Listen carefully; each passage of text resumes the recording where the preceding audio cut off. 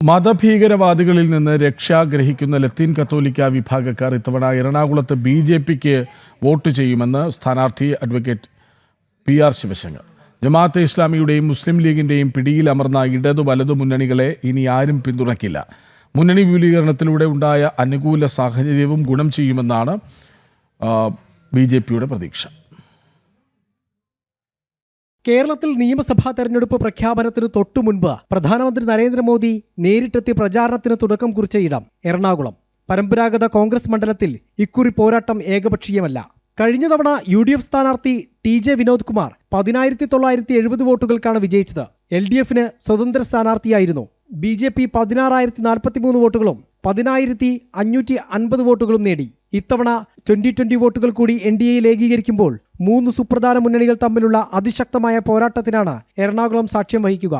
അത് BJPക്ക് അനുകൂലമാകുമെന്ന് സ്ഥാനാർത്ഥി advocate PR Sivasankar. നോക്കൂ, കഴിഞ്ഞ തവണ BJPക്ക് 17,000 വോട്ട്, 70,000 വോട്ട്, 2020 ഏതാണ്ട് 11,000 വോട്ട്. അപ്പം in fact it is reach up to 28,000 vote. 10-25% വോട്ടുള്ള ഒരു വലിയ ശക്തിയാണ് BJP. അപ്പോൾ അതൊരു 40-35%, 40% എത്തുക എന്നുള്ളൊരു പ്രശ്നവുമല്ല. BJPയുടെ വോട്ട് പെർസെൻറ്റേജ് പഴയ വോട്ട് പെർസെൻറ്റേജ് ഒന്നും കണക്കാക്കരുത്. ഞങ്ങൾക്ക് അതിശക്തമായ തേരോട്ടമുണ്ട്. നരേന്ദ്രമോദിക്ക് ഭയങ്കര പിന്തുണയുണ്ട്.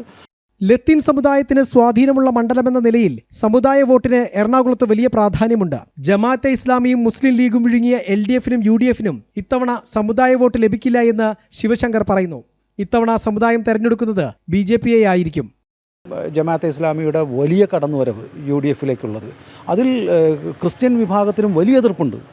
അപ്പോൾ ഒരു മത തീവ്രവാദ ശക്തിയുടെ പിന്തുണയിൽ മുസ്ലിം ലീഗിൻ്റെ പൂർണ്ണമായ നിയന്ത്രണത്തിലായിരിക്കുന്നു UDF എന്നുള്ളത് പ്രമുഖരായ ലത്തീൻ കത്തോലിക്കിൻ്റെ ബിഷപ്പുമാരും അച്ഛന്മാരും ഒക്കെ പറഞ്ഞിട്ടുണ്ട്. വലിയ ശക്തമായ എതിർപ്പ് ക്രിസ്ത്യൻ കമ്മ്യൂണിറ്റിയിൽ അതിനകത്തുണ്ട്.